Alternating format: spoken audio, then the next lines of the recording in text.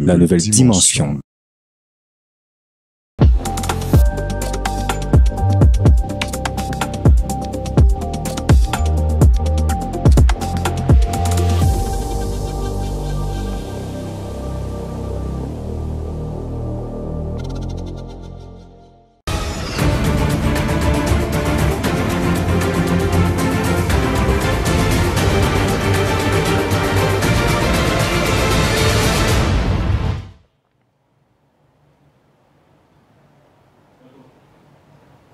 Bonsoir, il est 20h, madame, monsieur, bienvenue à votre journal de ce soir sur les antennes de Shalom Télévision. Ravi de vous savoir nombreux à nous suivre presque partout à travers le monde. La vallée de Mwalika, le triangle de la mort dans le Nord Kivu sont désormais sous contrôle de forces armées de la République démocratique du Congo FARDC en cycle. Ceci est le fruit de la coopération conjointe FARDC-UPDF de l'Ouganda, détail à suivre tout à l'heure dans ce 20h.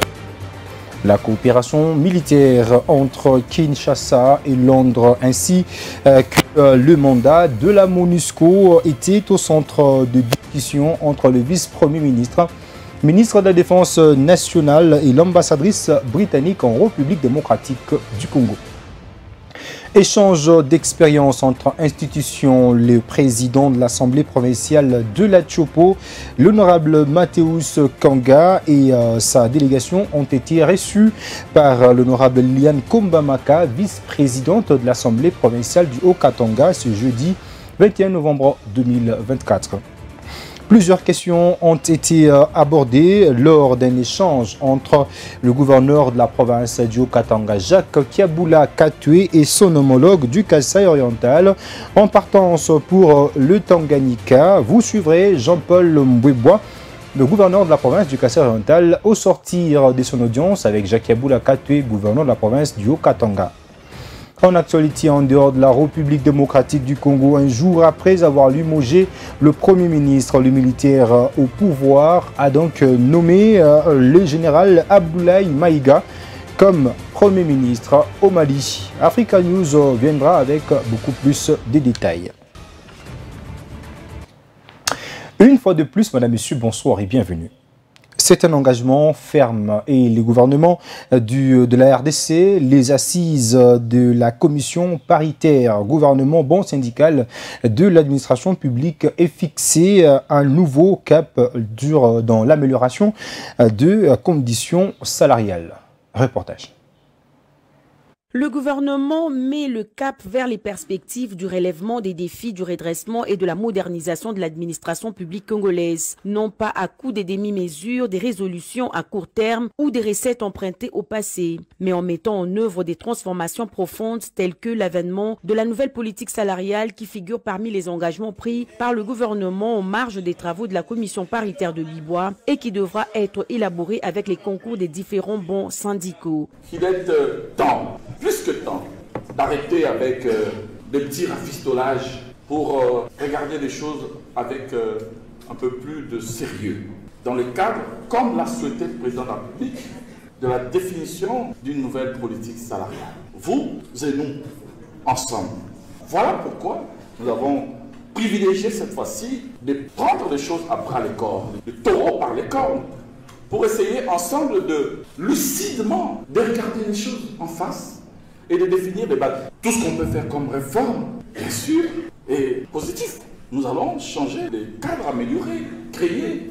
Le président nous a demandé de réfléchir sur comment on améliore le cadre du travail, comment on construit de nouveaux bâtiments avec les cadres organiques. Ce que nous avons fait, la mise en place d'un fichier fiable au sein de l'administration publique, la fluidification de la retraite, la clarification dans le processus de recrutement, la transformation numérique, la redéfinition des cadres organiques, mais aussi du cadre juridique. On peut dire que nous sommes là en train de construire l'âme et l'esprit de notre nouvelle administration. Mais il va manquer les corps. Il faut que l'État puisse construire, se donner la mission, et c'est ça la volonté qui a été exprimée par le président de la République. Je le répète, la plus grande réforme que nous aurons à mener, c'est celle relative à la nouvelle politique salariale. L'établissement de la nouvelle politique salariale est une question clé pour une gestion sérieuse et responsable de tous les aspects liés à la bonne marche de l'administration publique.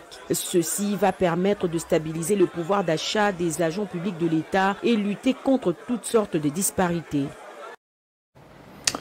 Deux questions liées à la coopération militaire entre Kinshasa et Londres au centre des discussions qui ont mis aux prises le vice-premier ministre, ministre de la Défense nationale de la République démocratique du Congo et l'ambassadrice britannique en République démocratique du Congo. Mais également, ils ont discuté sur le mandat de la MONUSCO et les processus de Luanda. Reportage. La situation sécuritaire à l'est de la République démocratique du Congo, les enjeux du mandat de la MONUSCO, le renforcement de la coopération militaire avec la possibilité des échanges des attachés de défense et un accompagnement de la réserve armée de la défense, le programme de désarmement, démobilisation, relèvement communautaire et stabilisation PDDRCS et le processus de Luanda, autant de questions évoquées au cours de cet échange entre le vice-premier ministre, ministre de la Défense nationale et des anciens combattants, Maître Guy Kabombo Mwadianvita, et l'ambassadrice du Royaume-Uni en République démocratique du Congo, Alison King. Le VTM avait exprimé de façon très claire la position du gouvernement congolais, son engagement avec le processus de Luanda, son engagement de respecter le cessez-le-feu de 4 août.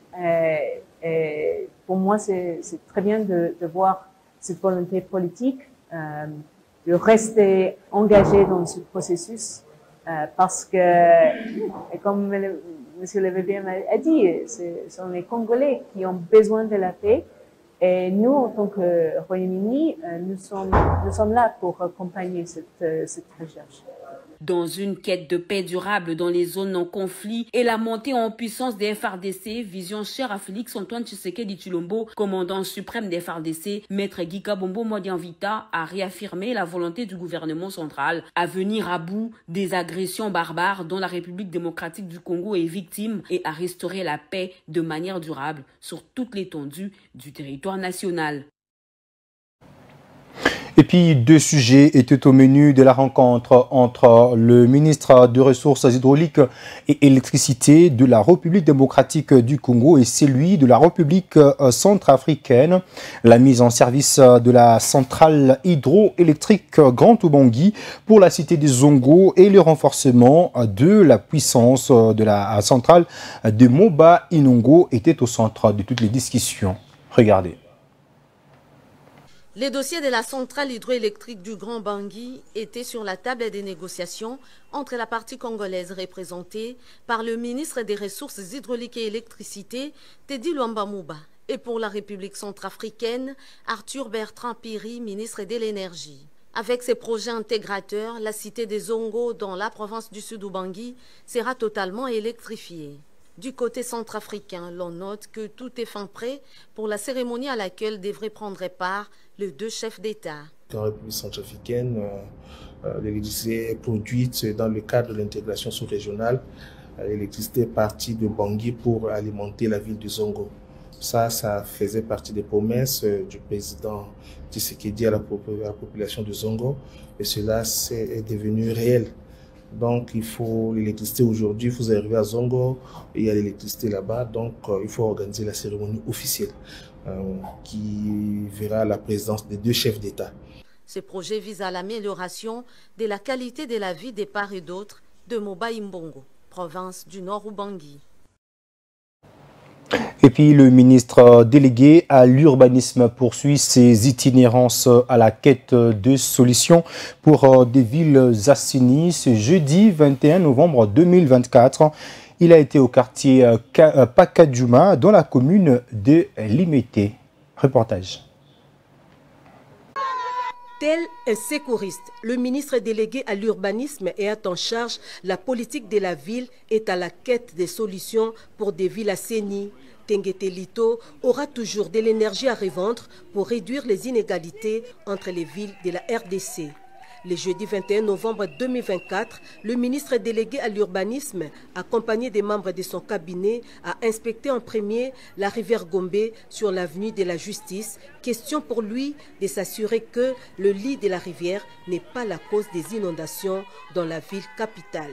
Juste après, le cap a été mis sur Pakadjouma, un quartier atypique de Limete. Sur place, le ministre a reçu des explications du chef de la localité, du bourgmestre et de la présidente de l'ONG Pakadjouma Résilience. Nous avons toute une population qui est ici avec des enfants qui sont organisés, qui vivent avec différents problèmes qui sont ici. Et dans le cadre de la politique de la ville, il est de notre devoir de proposer des pistes de solutions pour que ces personnes aient un meilleur accès, que ce soit à l'eau potable, à l'éducation. C'est l'éducation qui permet de garder ces enfants loin des différents problèmes. Alors, et c'est un problème qui tient vraiment à cœur à son Excellence Monsieur le Président de la République, aussi à son Excellence Madame la Première Ministre. Donc c'est pour ça que nous sommes venus ici, pour nous acquérir de ces problèmes. Et fort de cela, d'ici le 15 décembre, nous allons proposer des pistes de solutions, mais aussi des mesures contraignantes qu'on devra prendre, que ce soit lié à la salubrité, que ce soit lié au niveau de la sécurité, que ce soit au niveau du développement. Cette itinérance se veut régulière pour aborder de manière spécifique des problèmes de chaque ville de la République démocratique du Congo. Et puis une délégation du réseau de parlementaires d'appui à la vaccination en mission de travail dans le Haut-Katanga, conduite par le ministre provincial de la Santé, Joseph Sambi Boulanda, a donc été reçue en audience ce jeudi 21 novembre 2024 par la vice-présidente de l'Assemblée provinciale du Haut-Katanga, l'honorable Liane Kombamaka. Ils sont venus présenter à la première institution de la province leur cahier de charges afin de mobiliser les ressources financières locales en faveur de la vaccination des enfants de la province. Je vous prie de suivre ici le chef de cette délégation et président du REPACAV, le député national Jean-Marc Colobor.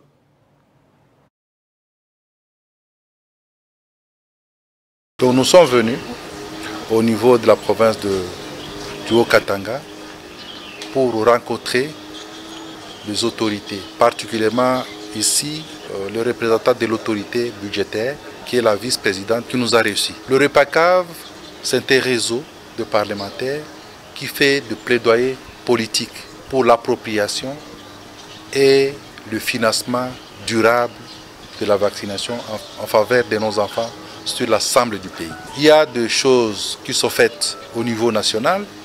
Nous avons pensé également qu'est venu le moment où la province du Haut-Katanga, qui dispose de moyens, puisse s'intéresser à ce qui est en train d'être fait afin de mobiliser les ressources financières locales en faveur de la vaccination, en faveur de nos enfants.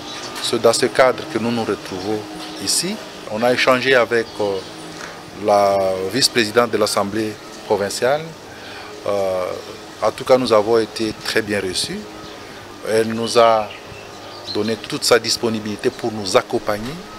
Déjà de demain à 11 h, nous allons nous rencontrer avec les députés provinciaux, membres du REPACAV provincial du Haut-Katanga, pour échanger beaucoup plus largement, afin de mettre en place le réseau du REPACAV provincial dans la province du Haut-Katanga. Nous avons commencé au début de l'après-midi par rencontrer le ministre provincial de la Santé du Haut-Katanga qui est à mes côtés. C'est lui en fait qui nous a amenés ici auprès de l'autorité budgétaire qui est le président de l'Assemblée provinciale qui était représenté par sa vice-présidente. Le plaidoyer consiste à mobiliser l'Assemblée provinciale pour qu'il puisse définir une ligne budgétaire claire. Parce que nous sommes pendant la session budgétaire qui va se clôturer le 30 décembre de cette année.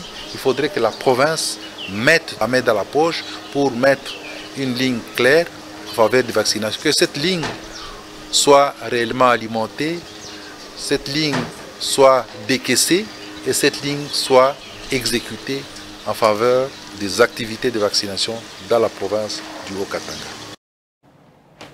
La vice-présidente de l'Assemblée provinciale du Haut-Katanga, l'honorable Liliane Kombamaka, a présidé ce jeudi 21 novembre 2024 dans la salle de plénière du bâtiment du 30 juin une réunion de sensibilisation et des vulgarisations de la lutte contre les violences basées sur le genre en prévision des activités commémoratives de 16 jours d'activisme. Pierre Kaboué pour le reportage sur les images de Gaël Mouy.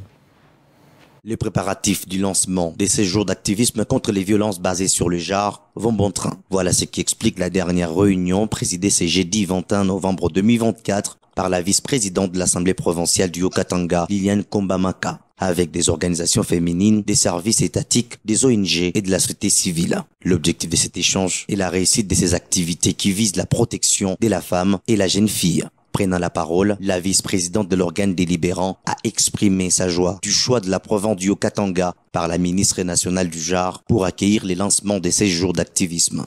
Ça, on doit voir, parce que nous avions dit, il y a la résolution 1325 qui dit qu'il faut impliquer la femme. Elle a un rôle très prépondérant selon les 3 pays. La protection, la participation et la promotion. Et puis, en temps de guerre comme en temps de paix, la femme apporte un apport considérable. Il y a aussi des problèmes d'autonomisation. Aider la victime, c'est bien. La réinsérer dans la société, c'est davantage. Dans son speech, Kombamaka Liliane a éveillé la conscience de toutes les femmes à s'approprier la lutte et à entreprendre des activités de sensibilisation et des formations sur les questions liées à la promotion et protection des femmes en général et des jeunes filles en particulier. Il faut aussi vulgariser les principes directeurs. Nous avions aussi parlé que chaque organisation, parce que si on lance, on ne reviendra plus ici pour se mettre de faire des réunions, ça sera stérile. Chaque personne, ça sera comme l'histoire des talents. 5 talents, 3 talents, 1 talent. Et on reviendra ici le 10 décembre pour rendre compte. Chaque corporation, selon qu'on va se regrouper, on rendra compte au-delà de nos recommandations. Au cours de ces échanges, il a été dit que ces 16 jours d'activisme seront marqués par la vulgarisation de certaines lois, notamment celle du 15 août 2015 portant formation et protection de la femme. La présence des organisations féminines, des services étatiques, des ONG et de la société civile à cette grande réunion témoigne l'intérêt que ces femmes accordent à la réussite de cette grande activité. 2 passages à Lubumbashi dans le Haut-Katanga en partance vers Kalemi. Dans le Tanganyika, le gouverneur de la province du Kasaï oriental, Jean-Paul Mbweboa, a été reçu par son homologue du Haut-Katanga, Jacques Kiabula-Katoué. Les échanges ont tourné sur plusieurs questions, a confirmé Jean-Paul Mbweboa au sortir de son audience. Regardez. Bonjour, monsieur le gouverneur. Nous avons échangé sur beaucoup de choses. Moi, je suis sur des passages puisque je vais à Kalemi. Bon, d'abord, comme autorité politique, je ne pouvais pas passer ici sans saluer mon collègue. C'est d'abord le premier devoir. Et le deuxième devoir, je vois la ville qui m'a vu grandir. Et il y a eu des changements. Les bâtisses que j'ai laissées, puisque c'est depuis 1994 que j'ai quitté, j'ai remarqué qu'il y a certaines améliorations, il y a des villes, il y a d'autres maisons qu'on a construites, c'est déjà quelque chose. Oui, le Kasaï se porte très bien. Nous avons un très bon projet, un programme vraiment ambitieux. Nous avons fait de l'agriculture notre priorité et c'est ce que nous sommes en train d'exécuter. Le ministre provincial de l'Éducation, Georges Kadinga Moulundoulé, a effectué une descente ce jeudi 21 novembre 2024 dans différentes structures qui régulent les établissements scolaires et quelques écoles de la ville de Lubumbashi. Cette visite avait pour objectif de s'imprégner de l'évolution et du bon déroulement du travail de toutes ces structures et prendre connaissance de leur fonctionnement. Reportage qui porte la signature de Trésor Kazadi sous les images de Fidel Vadi. Tout a commencé par la direction provinciale de l'enseignement où le numéro 1 de l'éducation en Provence, Georges Kadinga, a été reçu par l'inspecteur principal provincial Nicolas Nyangé. Le patron de l'éducation a tenu à s'imprégner de la réalité sur terrain des agents de ce secteur éducatif en Provence. Les 3 secteurs qui composent la direction provinciale de l'enseignement sont passés en revue. Le bureau de Cerny, ici, le bureau est chargé d'identification des élèves, question de lutter contre le vagabondage scolaire. Ensuite, la DINACOPé, le service ayant en charge la paye et le suivi des enseignants. Pour finir avec l'inspection principale provinciale où son excellence Georges Kadinga a eu connaissance de la cartographie de l'inspection par le biais de son responsable Nicolas Nyangé. La sous-division Lubumbashi 1, située à la mairie de Lubumbashi, a été visitée au même moment que celle du complexe scolaire Kiwele. Le même plaidoyer ont été faits. La vétusté des bâtiments et le manque des outils informatiques. En ce qui concerne les écoles, son excellence Georges Kadinga a commencé par les écoles des filles à Twendeleye, où il a été rejoint par l'honorable Serge Oanja, député provincial, délégué par l'Assemblée provinciale du Haut-Katanga. Une réunion a été tenue sur place avec le responsable de l'école sur l'effectivité de la gratuité de l'enseignement. Cet même exercice a été fait au lycée Wema, où d'après plusieurs informations indiquent que l'administration de ce lycée a fait imposer les frais d'inscription. Cet malentendu a été dissipé sur place. Le point de chute de cette tournée sera le lycée Chondo, où la délégation du ministre a pris connaissance des explications sur l'incendie qui s'est déclaré le 4 novembre dernier, consumant tout sur son passage. Georges Kadinga résume en quelques mots la motivation de cette descente. Nous évaluons 3 axes. Il y a d'abord l'accès où on évalue les infrastructures, les équipements, les bâtiments, les latrines, la disponibilité en eau, en électricité. Il y a aussi l'aspect plus technique, ce qui concerne l'enseignement. Il y a les programmes, il y a les calendriers scolaires, il y a l'inspection. Et enfin, il y a l'administration. Pour les infrastructures, c'est là où il y a beaucoup de problèmes. Partout, il y a vétusté des bâtiments, il y a pléthore de classes, et il y a les installations électriques qui ont présenté les dégâts, qui ont causé les dégâts ici. Nous l'avons aussi constaté à Twendeleye, tout comme à Wema. C'est-à-dire, d'un moment à l'autre, ce qui est arrivé ici peut aussi arriver à Wema, tout comme à Twendeleye. Le gouverneur de province qui est passé par ici, qui a annoncé les débuts imminents de réhabilitation. Ainsi, le ministre de l'Éducation en Provence reste déterminé à matérialiser la vision du chef de l'État, Félix Antoine Tshisekedi Tshilombo, sur la gratuité de l'enseignement, appuyé par son excellence Jacques Kabula Kato. Je l'ai annoncé au sommaire, les forces armées de la République démocratique du Congo contrôlent désormais la vallée de Mwalika, le triangle de la mort, dont le Nord Kivu, fruit de la coopération conjointe FARDC-UPDF de l'Ouganda dans le secteur de Rwenzori. La population vague librement à ses occupations. Reportage. Les opérations conjointes FARDC et UPDF de l'Ouganda ont totalisé cette année 3 ans. Des opérations dénommées Souja qui ont permis de neutraliser plusieurs bastions des terroristes EDF-MTN. Le lieutenant-colonel Marc Azoukai précise. Nous avons le contrôle de tout ce qui était jadis le bastion de l'ennemi, à savoir la vallée de Mwalika qui était considérée comme le grenier de l'ennemi, le centre de transit et de formation des recrues. Nous avons le contrôle de Mwalika, nous avons l'endroit emblématique de l'ennemi à l'époque qu'on avait baptisé le triangle de la mort. Les populations locales accèdent aujourd'hui à leurs champs riches en cacao, ce qui n'était pas le cas il y a quelques années. Nous sommes fiers de ces Ougandais, nos amis qui sont venus à la rescousse de nos frères FARDC pour éradiquer les ADF, parce qu'avant leurs arrivées, bien que les ADF, les FARDC fournissaient leurs efforts, mais ils étaient toujours débordés. Mais avec l'appui des Ougandais, quand même, on est en train de vivre comme auparavant. L'Institut congolais pour la conservation de la nature, ICCN, qui ne savait plus exercer ses activités, a repris avec des patrouilles dans les parcs de Virunga. Plusieurs armes lourdes et légères ont été récupérées et des otages, parmi lesquels des esclaves sexuels, ont été libérés. Sur instruction du chef d'état-major général des FARDC, le général d'armée Christian Chioué Songesha, les sous-chefs d'état-major général et commandant Front Nord, le général Chiko Chitambwe, effectuent souvent des descentes des terrains pour réarmer le moral des hommes des troupes. La page EDF, MTN, est en train d'être tournée dans la partie Grand Nord de la République démocratique du Congo. Ainsi s'achève la première partie de ce soir d'actualité. Place à présent à l'actualité sportive.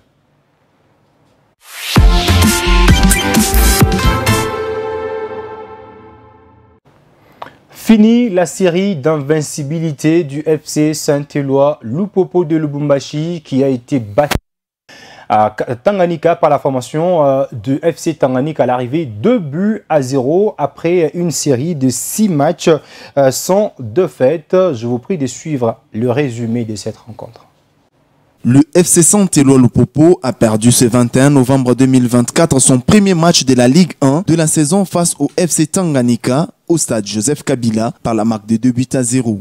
Les hommes de Ligue Emayel, leaders du groupe A de l'entame du match, se font écraser alors qu'ils ont eu à dominer une rencontre aussi passionnante au rythme d'un derby. Les Rossi Blancos du FC Tanganyika ont rapidement pris l'avantage dès la 18e minute de jeu grâce à Jean-Benoît Ekanga.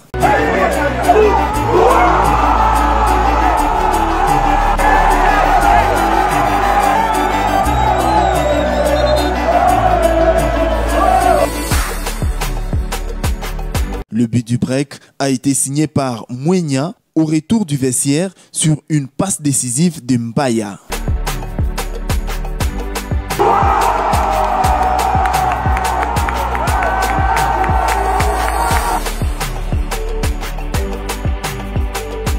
Malgré de nombreuses tentatives, le FC Saint-Éloi Lupopo n'a pas réussi à réduire l'écart. Cette défaite met fin à une série de 6 victoires consécutives pour la formation du FC Saint-Éloi Lupopo. Les cheminots perdent la tête du classement au profit du tout-puissant Globert Mazembe, victorieux 1-0 devant la formation des Sanga Balende, ce même jeudi au stade Tepem de la Kamalondo. Et c'est aussi la fin de la deuxième partie. Madame, Monsieur, place à présent à la troisième et dernière partie consacrée à l'actualité en dehors de la RDC.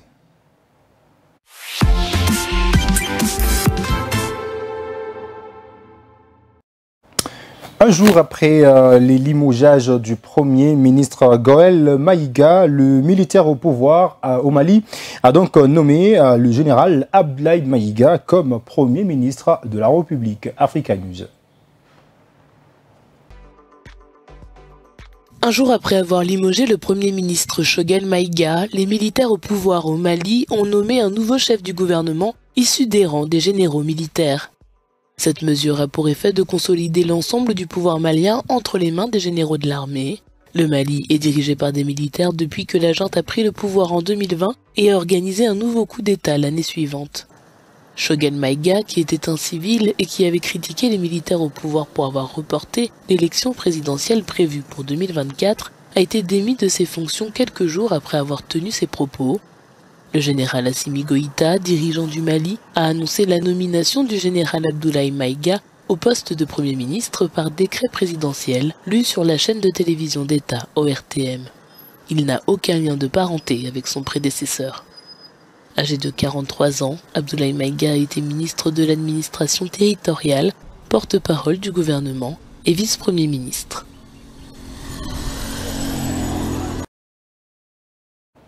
Et terminons par l'Israël où le Premier ministre israélien Benjamin Netanyahou a qualifié le jour noir dans l'histoire de nation, la décision de la Cour pénale internationale d'émettre 2 mandats d'arrêt à son encontre. Africa News. Le Premier ministre israélien Benjamin Netanyahou a qualifié de jour noir dans l'histoire des nations la décision de la Cour pénale internationale d'émettre des mandats d'arrêt à son encontre et contre son ancien ministre de la Défense.